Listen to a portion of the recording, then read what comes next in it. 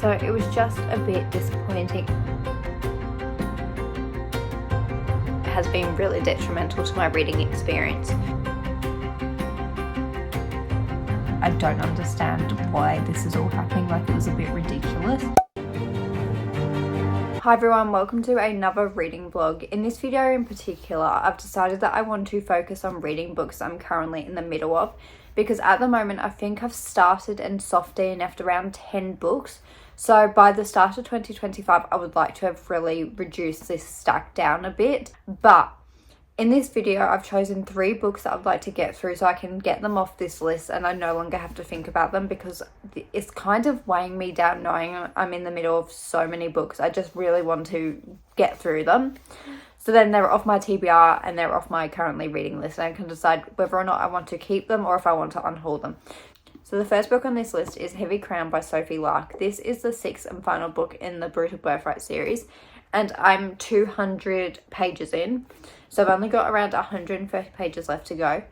But this is a series of interconnected standalone mafia romances. They're really fun, just bingeable books. They don't take much brain power. So yeah, this is the first book I'm planning on reading, because this is the book that's actually been on my currently reading list for the shortest amount of time. So I just would like to get through this book and wrap up a series. Then the next book I would like to get through is In the Lives of Puppet by TJ Klune. I am, let's have a look, 270 pages into this book. Sorry, 278 pages into this novel. This book I have been in the middle of for probably over a year now. Like, I've had this book since it was released from Fairy Loot. I've had an ebook copy of it, so I just need to read it so I no longer have to think about it. And this was never a bad book. None of the books on these lists were bad books. I just wasn't in the mood for them. But I just need to read this book, and I probably should have started this book again from the beginning because I've forgotten so much about it, but I just really can't be bothered, which is why I've decided to read it in this video for you all.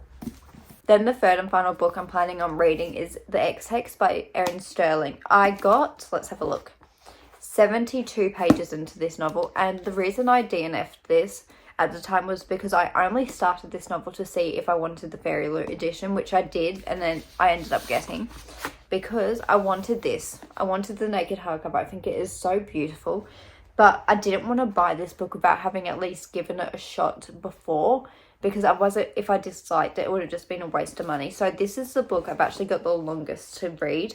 I think I've got over like 200 pages. So I would really like to just wrap this book up. So these are the 3 books I'm planning on reading in this video for you all. I think, as I said already, I'm going to start off with Heavy Crown, because I think that's the book I'm the most in the mood for. So this will be the first book that I'm planning on reading, and I'll give you my thoughts once I've finished it. So I'll see you then.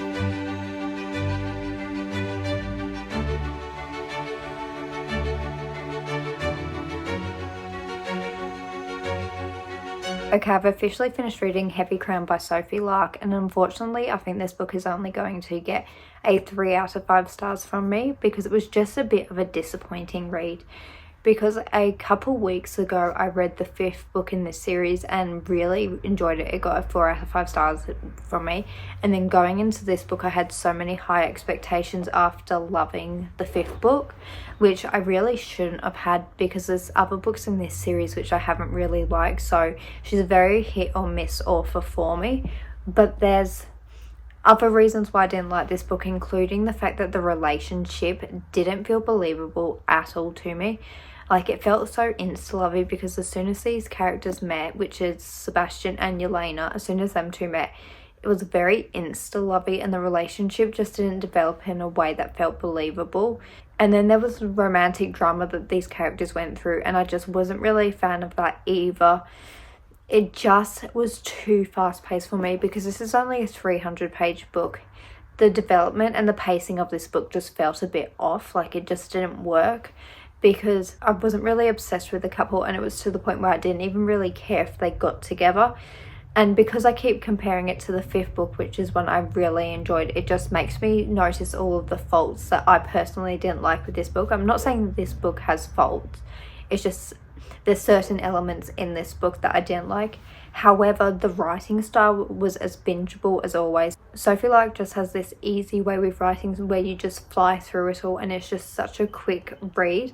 Like, they don't take up much brain power at all, and they're very good palate cleansers. They're dark mafia romances. And another thing I really did enjoy about this book is the fact that we got to see previous characters from earlier on books in this series show up in this novel, which I really enjoyed seeing certain people, because a couple characters who I absolutely fell in love with when I read their books, but this one just, I didn't fall in love with Yelena and Sebastian, which is really disappointing because I had so many high hopes for Sebastian as a character. Like, from what we've heard about him in previous books, I was just expecting a whole lot more than I was given. But I also, another element of this book I did enjoy was there was this character called Greta, and I really liked her character. But I feel like she's the only one who I really liked, other than the characters who we've met in previous books who I already knew I liked. So it was just a bit disappointing, and that's the main reason why I didn't end up reading this book all in one go when I started it originally, was just because I wasn't obsessed with the characters, and like the romance went way too quick for me, so it was a bit of a dud, which is quite disappointing, especially with this being the last book in the series. However, it now means I can move on to the Kingmakers series, and I hope I really enjoy all of them, because this book definitely ended on a cliffhanger, not a cliffhanger. It definitely left it open, so then when we get into the companion series, we kind of got breadcrumbs in this one already, and like I know where this first book of the companion novels is going, and I can't wait to find out more about that. However, I don't know when I will be reading that book, so this is the first book I finished for this reading vlog. Now, the next book I'm planning on reading is In the Lives of Puppets by TJ Klune, because reading Heavy Crown actually took me way longer than I expected, because I just am not really in the mood to binge read, which is just something I know I need to do to get through these books. So this will be the next book I'm reading. I told you guys at the start of this video as well, but I'm going to say again, I've got around 100 pages left to go, so I just really need to sit down, put in my headphones, and then just binge read this. But I kind of want to do my jigsaw. So I'm like, maybe I'll do some jigsaw for half an hour and then sit down and read this, because I've got a new Mac, so I'm also kind of trying to get the jigsaw done so I can set up my Mac properly, because at the moment it's just in the corner of my desk. So I think that's my plan. So I think I'm going to sit down, do my jigsaw for half an hour, maybe edit the start of this video, and then also sit down and finish In the Lives of Puppets by tonight, and then I'll give you my update once I finish this book, so I'll see you then.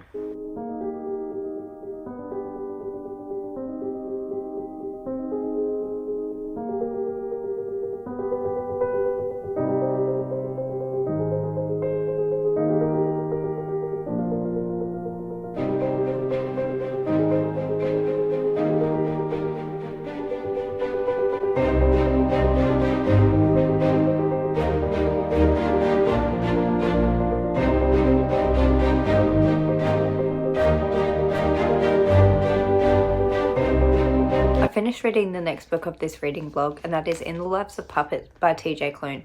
So overall, I think this book is going to get a 3 out of 5 stars from me, because there were elements that I really liked, but then it also was a bit of a disappointing read.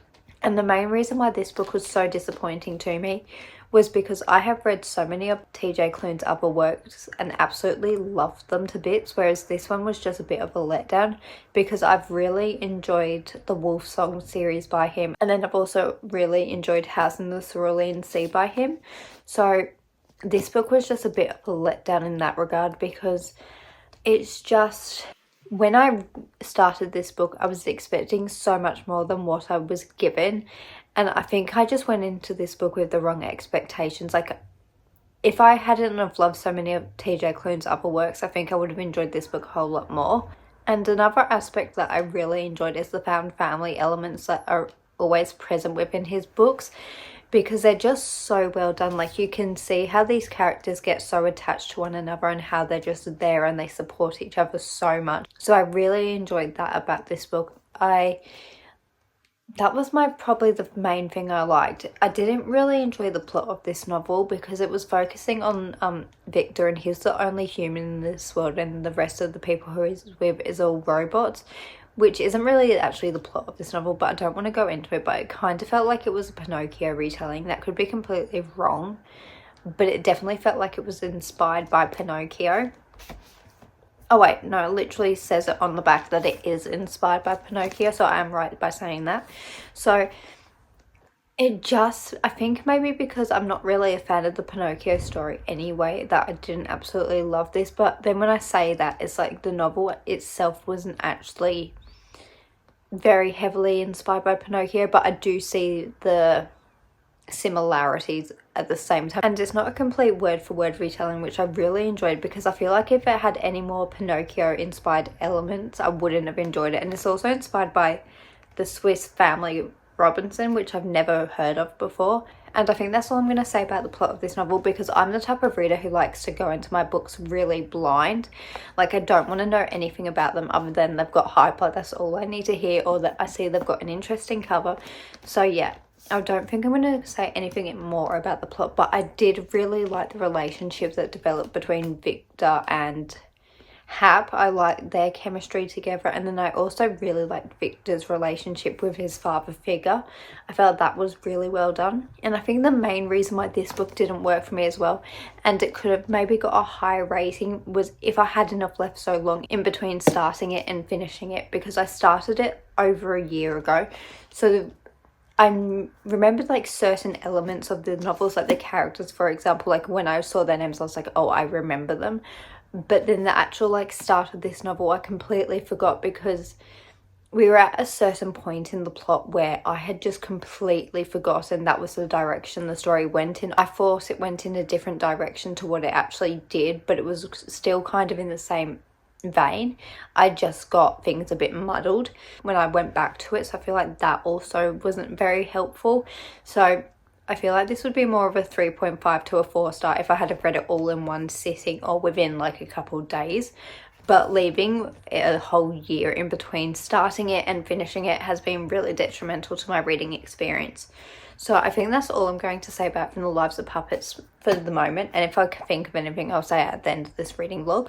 So that means I'm now up to the final book of this reading vlog, and that is The Ex-Hex by Erin Sterling. So I have around like 200 pages to read, and I haven't made much progress into it at all, so I can't wait to find out what this story is about and to wrap it up finally and get it off my TBR, and I cannot wait to find out more about it. So I'll speak to you once I've made some progress into The Ex-Hex.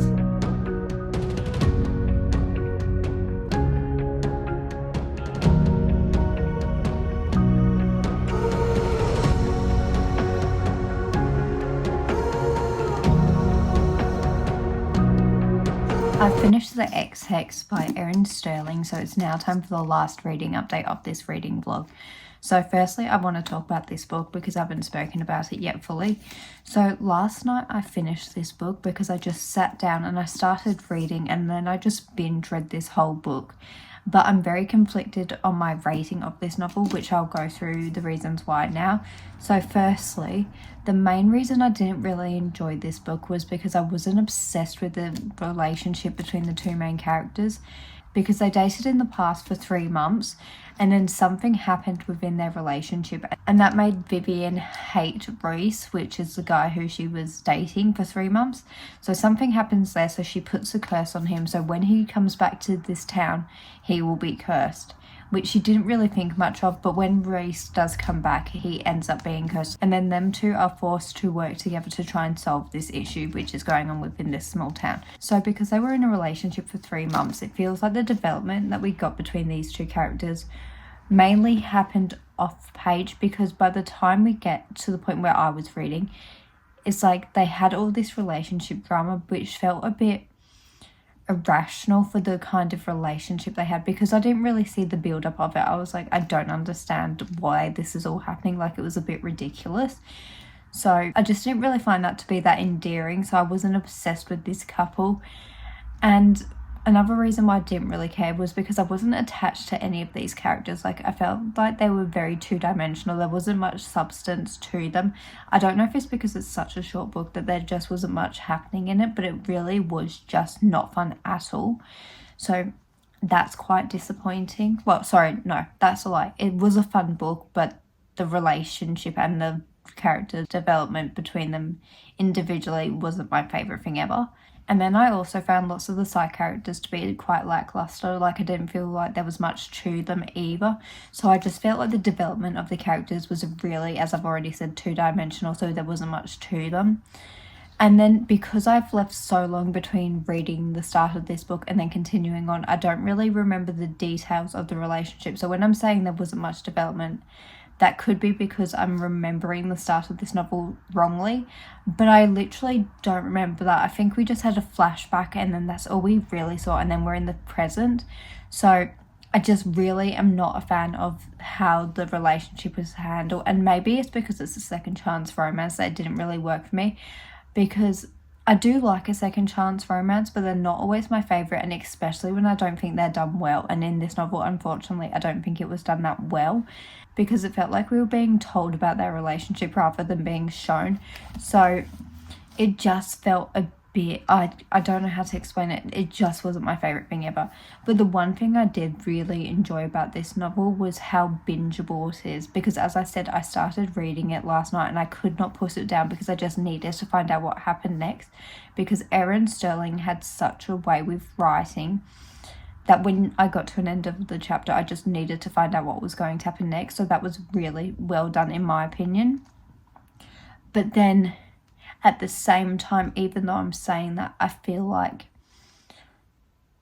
the actual storyline wasn't my favourite either. It's just there's not much I actually did enjoy about this novel, which is quite sad. But like, I did enjoy it. So that's why I think it's going to get a 3-star, because the only reason I was debating giving it a 4-star was just how easy it was for me to read this novel compared to the rest of the books in this reading vlog so far.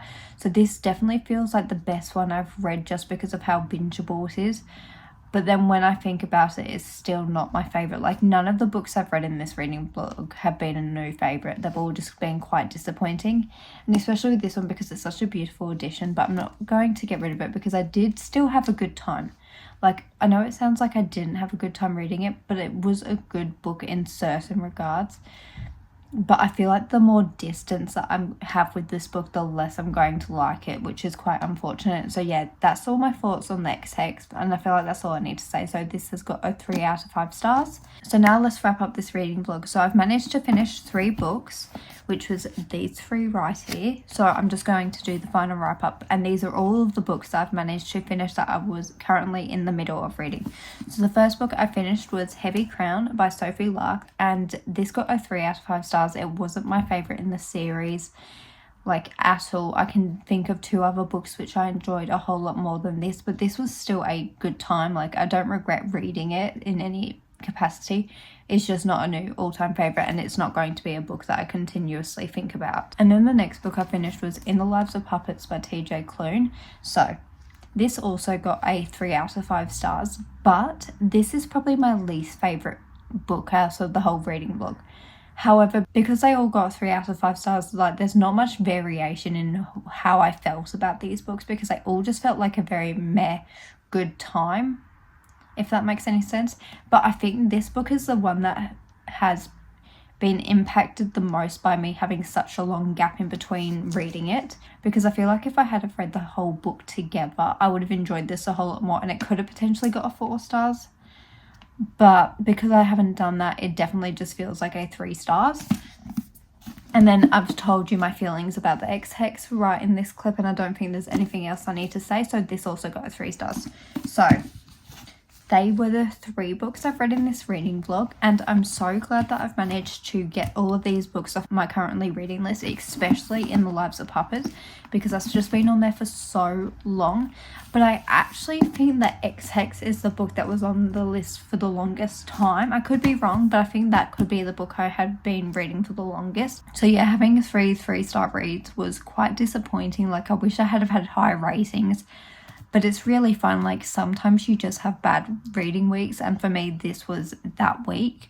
Like it's not a bad reading week because these were still good books, but I didn't get a new favorite. So that's what I mean by it's a bad reading week, because they're not bad books in any regard. Like I did enjoy them, they're just, there wasn't anything special about them. So yeah, I'm going to stop blabbering on, and I'm just going to wrap this video up now by saying I hope to see you next time, and bye.